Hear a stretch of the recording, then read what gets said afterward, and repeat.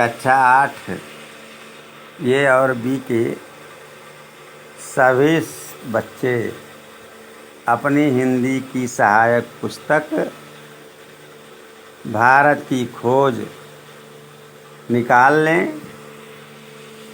आज दिनांक 26/9/2020 को यूनिट 2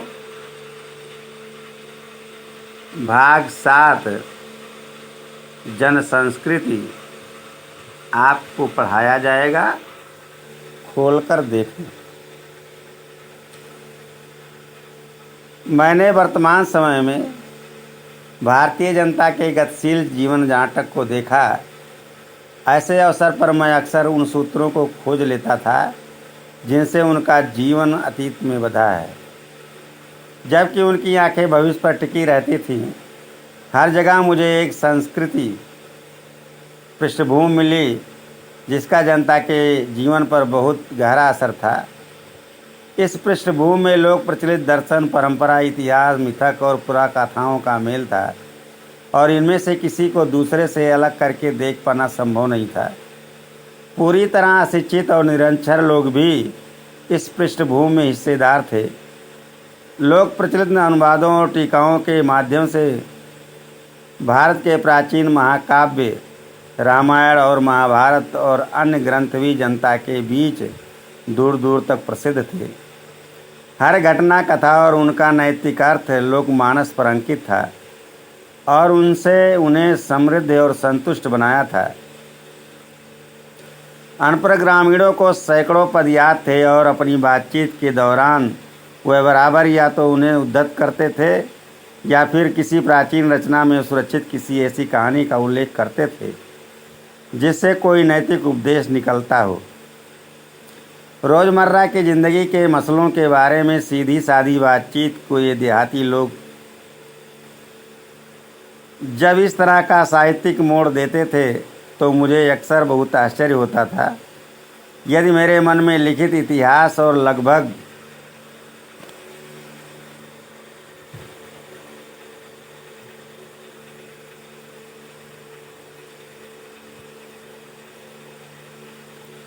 सुनिश्चित तथ्यों से निर्मित तस्वीरों का भंडार था, तो मैंने महसूस किया कि अनपढ़ किसान के मन में भी उसका अपना तस्वीरों का भंडार है।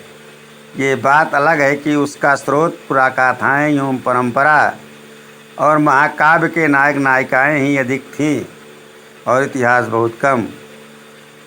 इस पर भी वो बहुत स्पष्ट होता था। मैं उनके चेहरे, उनके आकार, उनकी चाल ढाल को ध्यान से देखता। उनके बीच बहुत से संवेदनशील चेहरे, बलिष्ठ देह और सीधे साफ अवयवों वाले पुरुष दिखाई देते। महिलाओं में लावण्य, नम्रता, गरिमा और संतुलन के साथ साथ एक ऐसा चेहरा जो साहस से भरा होता था। कभी कभी किसी देहाती रास्ते या गांव के बीच से गुजरते हुए मेरी नज़र किसी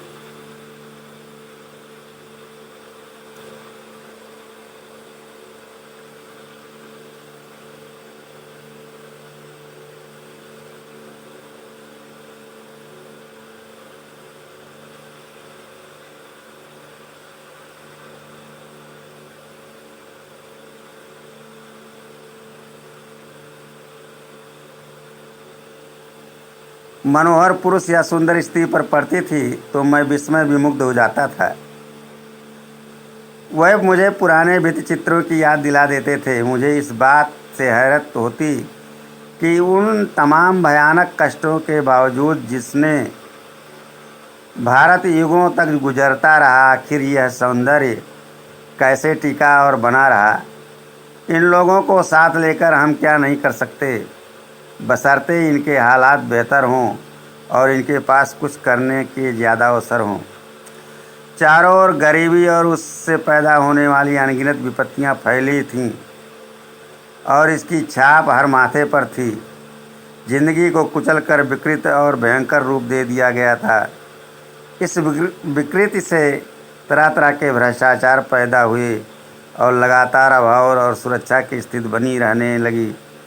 ये सब देखने में सुखद नहीं था, पर भारत की असलियत यही थी, स्थितियों को समर्पित भाव से स्वीकार करने की प्रवृत्ति प्रबल थी, पर साथ ही एक प्रकार की नम्रता और भलमनसाहत थी जो हजारों वर्ष की सांस्कृतिक विरासत की देन थी, जिसे बड़े से बड़ा दुर्भाग्य भी नहीं मिटा पाया था।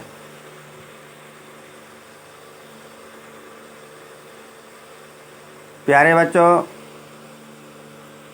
जन संस्कृत का मतलब है लोगों के अंदर का सदाचार, लोगों का जीवन किस तरह से। लेखक कह रहा है कि वर्तमान समय में भारतीय जनता का जो जीवन की सीढ़ी आगे बढ़ रही थी, उसको मैंने बहुत नज़दीक से देखा। ऐसे बहुत अवसर मुझे अक्सर मिलते रहे और मैं कुछ सूत्रों को खोजता रहा। उनका जीवन अतीत से बंधा था, जबकि उनकी आंखें भविष्य पर टिकी हुई थी। हर जगह मुझे एक सांस्कृतिक पृष्ठभूमि मिली जिसका जनता के जीवन पर बड़ा गहरा असर था। पृष्ठभूमि में लोग प्रचलित दर्शन, परंपरा, इतिहास, मिथक और पुराने कथाओं का मेल रखते थे। इनमें से किसी को एक दूसरे से अलग कर पाना संभव नहीं था। पूरी तरह अशिक्षित और निरक्षर लोग भी इस पृष्ठभूमि के हिस्सेदार थे। पूरी तरह अशिक्षित और निरक्षर लोग प्रचलित अनुवादों और टीकाओं के माध्यम से भारत के प्राचीन महाकाव्य रामायण और महाभारत जैसे अन्य ग्रंथों को भी दूर दूर तक लोगों के बीच में प्रसिद्ध थे। हर घटना कथा और उनका नैतिक अर्थ सामान्य लोकमानस में भी अंकित था और उसे समृद्ध और संतुष्ट बनाया था। अनपढ़ ग्रामीणों को सैकड़ों ऐसे पद थे जो याद थे और समय या बातचीत आने पर उसको उद्धृत करते थे और प्राचीन रचना के अनुसार वो ऐसे कुछ कहानियाँ निकालते थे जिनका कुछ नैतिक उपदेश होता था। रोज़मर्रा की ज़िंदगी में वो कहावत के रूप में भी सीधे साधे बातचीत में अक्सर देहाती लोग उसका जिक्र कर देते थे। मुझे बहुत आश्चर्य होता था यदि मेरे मन में इतिहास और लगभग सुनिश्चित तथ्यों से निर्मित तस्वीरों का भंडार था। मैंने महसूस किया कि मैं अनपढ़ किसानों के मन में भी इसी प्रकार का अपना तस्वीर का भंडार है। ये बात अलग है कि उनका स्रोत पुरानी कथाओं और परंपराओं और महाकाव्यों की नायक नायिकाओं से अधिक नहीं था और इतिहास के बारे में उनको कम जानकारी थी। फिर भी वो बहुत स्पष्ट होता था। मैं उनके चेहरे और उनके आकार और उनकी चाल ढाल को ध्यान से जब देखता था तो उनके बीच बहुत से सुंदर चेहरे, बलिष्ठ देह और सीधे साधे अंगों वाले बहुत सारे पुरुष दिखाई देते थे। महिलाओं में सुंदरता, मधुरिमा, नम्रता और गरिमा के संतुलन के साथ ऐसे चेहरे और साथ लिए हुए दिखाई पड़ते थे। कभी कभी देहात के रास्ते में कोई ऐसा चेहरा भी दिखाई पड़ जाता था। जब मैं गांव के बीच से गुजरता था तो ऐसे सुंदर और पुरुष स्त्री को देख करके मैं बड़ा ही आश्चर्यचकित और उन पर आकर्षित होता था। वे पुराने भी चित्रों की याद हमको दिला जाते थे। मुझे इस बात से हैरानी होती थी कि उन तमाम भयानक कष्टों के बावजूद भी मुझे इस बात से जिनसे भारत युगों से गुजरता रहा है, आखिर यह सौंदर्य कैसे टिका और बना रहा। इन लोगों को साथ लेकर हम क्या नहीं कर सकते अगर इनके हालात बेहतर हों और इनको कुछ करने का अवसर मिले। चारों ओर गरीबी और उससे पैदा होने वाली अनगिनत विपत्तियां फैली थीं और इसकी छाप हमारे माथे पर भी थी।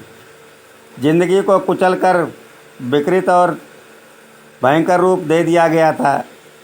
इस विकृत से इधर उधर तरह तरह के भ्रष्टाचार पैदा हो गए थे। लगभग हर चीज़ों का अभाव और असुरक्षा की स्थिति बनी रहने लगी थी। यह सब देखने में सुखद नहीं था, पर भारत की असलियत यही थी। स्थितियों को समर्पित भाव से में स्वीकार करने की हम लोगों की प्रवृत्ति प्रबल हो चुकी थी, पर साथ ही एक प्रकार की नम्रता और भलमनसाहत थी जो हजारों वर्षों की सांस्कृतिक विरासत की देन थी, जिसे हम अपने बड़े दुर्भाग्य से भी नहीं मिटा पाए थे।